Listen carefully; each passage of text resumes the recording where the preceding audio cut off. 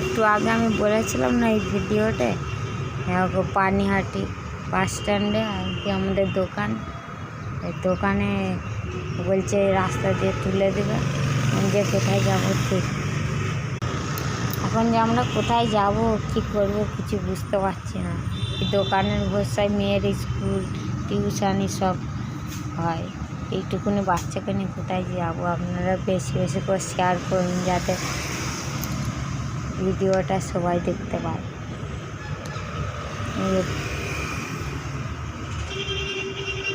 কী যে হবে কিছু বুঝতে পারছি না, এখন খুব চিন্তায় আছে, মাথায় হাত পড়ে আছে।